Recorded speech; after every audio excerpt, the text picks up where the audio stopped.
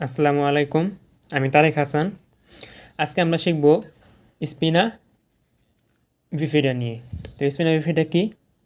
এটা হলো congenital defect. কোথায় হবে? Of the spinal column. এটা কি তাহলে? এটা হলো জন্মগত ত্রুটি, যেটা হয় হলো স্পাইনাল কলামে। সেকেন্ড আরেকটা কজ দেখি, সেটা হলো কিসের জন্য হয়? Due to failure of the fusion of vertebral আর্সেস।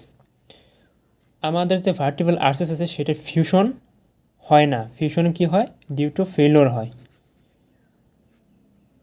মানে সমন্বয় হয় না। সমন্বয় সমন্বয় হয় না। এরপর থাকতে পারে with or without protrusion of the meninges. অর্থাৎ যে স্পাইনাল কলামটা বের হবে, তার প্রসারণ থাকতেও পারে, আবার নাও থাকতে পারে। With or without protrusion. Protrusion মানে কি? প্রসারণ। প্রসারণ কিসের হবে? স্পাইনাল কলামে প্রসারণ হবে। সেটা হইতেও পারে, নাও হতে পারে।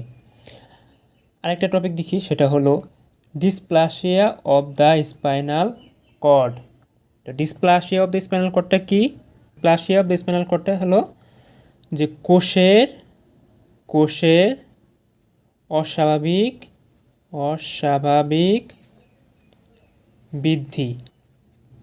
শুধু কোষ না, টিস্যু হতে পারে। এরপরে আসি টাইপস অফ স্পিনা বিফিডা। স্পিনা বিফিডা 3 প্রকার।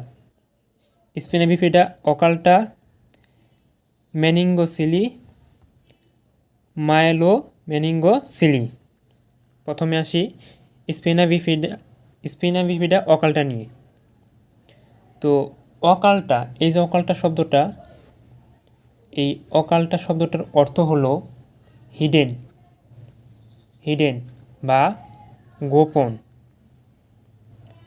তো নামের মধ্যে পরিচয় দেওয়া আছে স্পিনা বিফিডা অকাল্টা, অর্থাৎ স্পাইনে যখন নাকি বের হবে, নর্মালি আমাদের স্পাইন মানে নর্মাল স্পাইন লাম্বার কতটা থাকে? LUMBR লাম্বার 1 এবং 2তে এসে শেষ হয়ে যায়।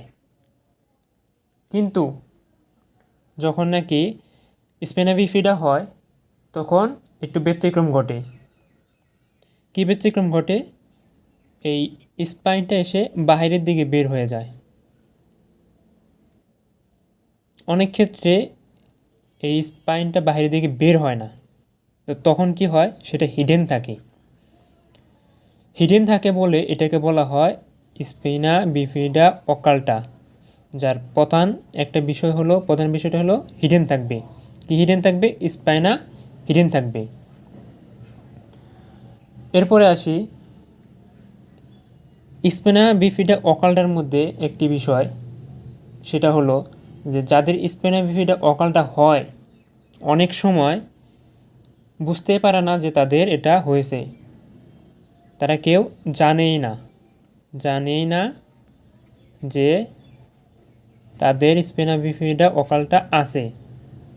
এটা অনেকটা মুখে টোল পড়ে না? মুখে টোল পড়ে, যেরকম অনেকে হাসলে দেখবেন মুখে টোল পড়ে, ওই টোল পড়া টাইপের হয়। এর জন্য কেউ এটাকে বুঝতেই পারে না। এরপরে আসি 2 নাম্বার, মেনিনজোসিলি। তো মেনিনজোসিলিতে কী হয়? মেনিনজেস পর্যন্ত বের হবে স্পাইনাল কলামের মধ্যে দিয়ে। মেনিনজেস পর্যন্ত বের হবে। এই যে মেনিনজেস দিয়ে বের হলো স্পাইন, এটার সাথে একটা প্রোটেক্টিভ মেমব্রেন থাকবে। সেটা কি করবে? সেটা হলো একটা স্যাক তৈরি করবে। স্যাকটা ফিল আপ থাকবে হলো ওয়াটার অথবা ফ্লুইড, এটা দিয়ে ফিল আপ থাকবে। মেনিনজোসিলিতে একটা বিষয় মনে রাখতে হবে, সেটা হলো এটার সাথে যে স্যাকটা বের হয় সেখানে কোনো স্পাইনাল কর্ড থাকে না, এই বিষয়টা খেয়াল রাখতে হবে। এরপরে আসি 3 নাম্বার, মাইলো মেনিঙ্গোসিলি, এটাকে ওপেন স্পিনা বিফিডাও বলে। কেন বলে?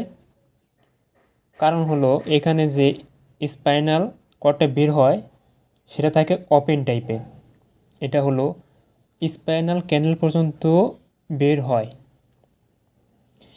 এটাকে মোস্ট সিভিয়ার ফর্মও বলা হয়। এখানেও একটা স্যাক টাইপের বের হয় এবং এই স্যাকের সাথে কি কি থাকে সেটা হলো থাকে টিস্যু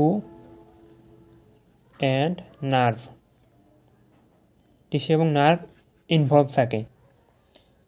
এর জন্যই এটা সিভিয়ার হিসেবে গণনা করা হয়। আর এটা নর্মালি কোথায় হবে? এটা হবে বাচ্চাদের লোয়ার ব্যাক বাচ্চাদের পিঠের এবং শেষের দিকে হবে।